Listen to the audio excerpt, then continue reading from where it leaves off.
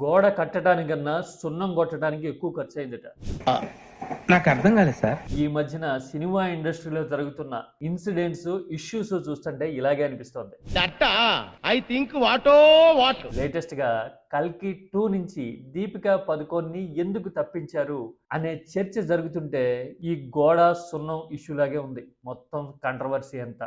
దీపికని కల్కి నుంచి తప్పించడం అనేది ఫ్యాన్స్ కి సర్ప్రైజ్, షాక్ ఏమో గానీ ఇండస్ట్రీలో ఇన్ అండ్ అవుట్ తెలిసిన వాళ్ళకి మాత్రం పెద్దగా ఆశ్చర్యం కలిగించే సీన్ ఏమీ కాదు ఇది అని ఓపెన్ గా ఇప్పుడు మాట్లాడుతున్నారు. మొన్న మధ్య ప్రభాస్ సినిమా స్పిరిట్, ఇప్పుడేమో ప్రభాస్ సినిమానే కల్కి 2.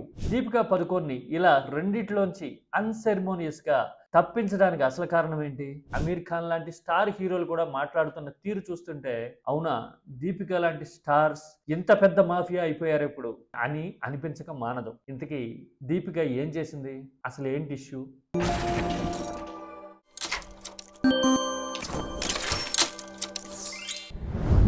సినిమాల బడ్జెట్ పెరిగిపోయింది, హీరోల రెమ్యూనరేషన్ వల్లే తడిసి మోపడవుతా ఉంది. ఆ బడ్జెట్ ని రికవర్ చేసుకునేందుకు బెనిఫిట్ షోలని అవ్వని ఇవ్వని హంగామా చేసి జనం నుంచి వసూలు చేస్తున్నారు అని ఈ మధ్యన తరచుగా మాట్లాడడం చూసాం. ఇది కేవలం తెలుగు ఇండస్ట్రీకి సంబంధించిన ఇష్యూనే కాదు, మొత్తం ఆల్ ఓవర్ ఇండియా ఇలాంటి డిబేట్ జరుగుతూ ఉంది. మరీ ముఖ్యంగా ఇప్పుడు కల్కి 2 నుంచి దీపికా పదుకోన్ని తప్పించడం చూసిన తర్వాత నేషనల్ వైడ్ గా ఈ ఇష్యూ ముందు ముందు మరింత ఫ్లేర్ అప్ కావడం ఖాయంగా కనబడుతోంది. చాలా సుదీర్ఘ కాలం పాటు కల్కి 1 కోసం కలిసి పనిచేసినా గానీ పార్ట్ 2 లో దీపికని కంటిన్యూ చేయలేకపోతున్నాం, ఇది అఫీషియల్ అని వైజయంతి మూవీస్ ప్రకటించడం వెనుక చాలా కథే నడిచింది అని ఇన్సైడ్ సోర్సెస్ చెప్తూ ఉన్నాయి. అసలు విషయం ఏంటి అంటే దీపికా పదుకోన్ పెట్టే కండిషన్స్ ఆ రేంజ్ లో ఉన్నాయి. వైజయంతి మూవీస్ లాంటి ప్రెస్టేజియస్ అండ్ హిస్టరీ ఉన్న బ్యానర్ కూడా ఆ ఖర్చుని భరించలేకపోయింది అని అంటూ ఉన్నారు. ఇంతకీ దీపిక డిమాండ్స్ ఎలా ఉంటాయి అంటే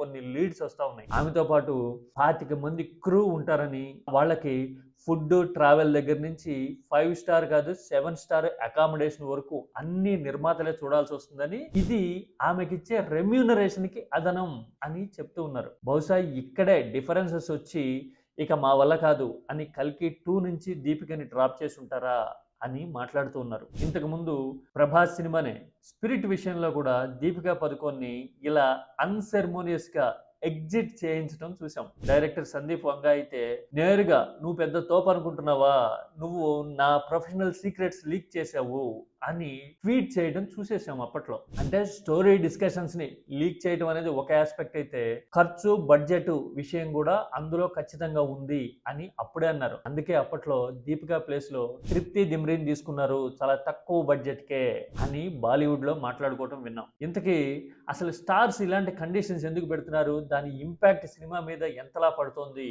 అనేది చూస్తే కనుక చాలా విషయాలు అర్థమవుతాయి. మొన్న ఈ మధ్యన బాలీవుడ్ లో మైదాన్ అనే ఒక సినిమా వచ్చింది. యాక్చువల్ గా ఆ సినిమాని 80 నుంచి 100 కోట్ల మధ్యలో తీయాలని బోనీ కపూర్ మొదలు పెట్టారట. ఈ లోపల కోవిడ్ వచ్చింది. దానికి తోడు సినిమా క్రూలో మొత్తం మంది మార్బలం అంతా వచ్చి పడేసరికి తాజ్ హోటల్ నుంచి వాళ్ళకి ఫుడ్, అక్కడే అకామిడేషన్ ఏర్పాటు చేశారట. ఏర్పాటు చేసి ఇలాంటి ఖర్చులన్నీ మౌంట్ అయి ఆ బడ్జెట్ 210 కోట్లు అయిందట.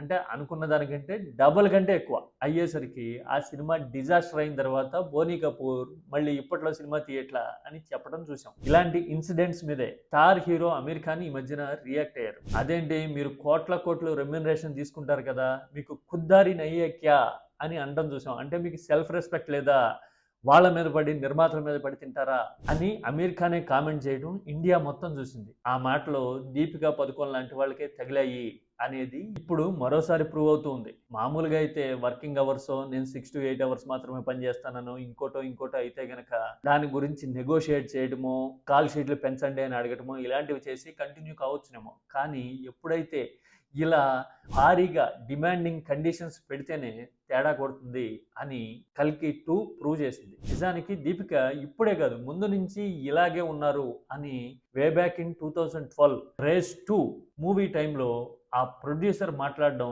చాలా మందికి గుర్తుంది. దీపికతో ఒకసారి సినిమా కమిట్ అయితే గనక ఆ బడ్జెట్ ఖర్చు ఎంత పెరుగుతుందో మనం ఊహించలేం అంటూ రమేష్ తరోని అనుకుంటా మాట్లాడడం అప్పట్లో కాంట్రవర్సీ అవుతుంటే కరణ్ జోహర్, షారుఖ్ ఖాన్ లాంటి వాళ్ళు రమేష్ ని ఊరుకోబెట్టారు అని గాసిప్లు కూడా తిరిగినాయి. అంటే ముందు నుంచి అలవాటైన ఆటే దీపిక ఆడుతూ ఉన్నా గానీ ఇప్పుడు రివర్స్ కొట్టడం అనేది మొదలైంది. పైగా ఇలాంటి సీన్స్ ఎప్పుడు వచ్చినా గానీ, అంటే సినిమా నుంచి ఎగ్జిట్ అయ్యే పరిస్థితులు ఎప్పుడు వచ్చినా గానీ, నాకేం తక్కువ, నేను ఇలాగే ఉంటాను, మీరు హీరోలను అయితే ఇలాగే చేస్తారా అని మాట్లాడడమే కాదు, నా ఖాతాలో 1000 కోట్ల సినిమాలు ఉన్నాయి పఠాన్ లాంటివి, అందుకోసమే నేను డిమాండ్ చేసి తీరుతా అని దీపిక మాట్లాడడం అనేది నిజంగా చాలా సర్ప్రైజింగ్ గా ఉంటుంది. పఠాన్ లాంటి సినిమా 1000 కోట్లు వసూలు చేసింది అంటే షారుఖ్ ఉన్న స్టార్డమ్ వల్ల, లేదంటే గనక ఓవరాల్ గా మార్కెటింగ్ క్లిక్ అవడం వల్ల జరిగి ఉండొచ్చు. అందులో హీరోయిన్ పాత్ర కూడా కొంత ఉండొచ్చు. కానీ నా వల్లే ఆ సినిమా ఆడింది అని క్లెయిమ్ చేసేంత కమర్షియల్ స్టామినా దీపికాకు ఉందా అనేది పెద్ద క్వశ్చన్ మార్క్. ఎందుకంటే మనం బాలీవుడ్ లో చూస్తూ ఉంటాం, 3-2 లాంటి సినిమాలు లేడీ ఓరియంటెడ్ కాన్సెప్ట్ తో వచ్చి 500 కోట్లు 600 కోట్లు వసూలు చేసినా గానీ అందులో హీరోయిన్ శ్రద్ధా కపూర్ లాంటి వాళ్ళు ఓవర్ గా రియాక్ట్ అయినట్టు గానీ, ఇదంతా నా స్టార్డమ్ వల్లే జరిగింది అని చెప్పడం గానీ మనకి ఎక్కడా కనపడదు. వేరాజ్ ప్రొడక్షన్ హౌస్లు, షారుఖ్ ఖాన్ లాంటి స్టార్ హీరోల బ్యాకప్ ఉన్న దీపిక మాత్రం భారీ ప్రకటనలు చాలా సరదాగా చేసేయటం అనేది కనపడుతూ ఉంటుంది. మరి ఇప్పుడు 2 తెలుగు ఓరియంటెడ్ సినిమాలే, స్పిరిట్ అండ్ కల్కి. ఈ 2 ఎదురు దెబ్బల తర్వాత అయినా దీపిక ధోరణి మారుతుందా అనేది చూడాలి. ఎందుకంటే ఆమె తొందరలోనే అల్లు అర్జున్ కాంబినేషన్ లో అట్లీ సినిమాలో కూడా కమిట్ అయ్యారు అని చెప్తూ ఉన్నారు. మరి ఆ సినిమా అన్నా కంటిన్యూ అవుతుందా, లేదంటే కనుక అక్కడ కూడా కాంట్రవర్సీ బయలుదేరుతుందా అనేది త్వరలోనే మనకి తెలియచ్చు. ఇంతకీ ఈ స్టార్ల డిమాండ్లు, పెరుగుతున్న బడ్జెట్లు, వీటి వల్ల సినిమా క్వాలిటీ, మొత్తానికి ఈ సినిమా స్టార్లు పెట్టే కండిషన్లు, డిమాండ్ల వల్ల మూవీస్ బడ్జెట్ మీద ఇంపాక్ట్ పడడమే కాదు, సినిమాలు తగ్గిపోవడానికి కూడా ఇలాంటి ధోరణే కారణమేమో అని అనిపిస్తుంది. ఈ కాంట్రవర్సీని ఫుల్ ఫ్లెడ్జ్డ్గా అర్థం చేసుకుంటే. అవునా?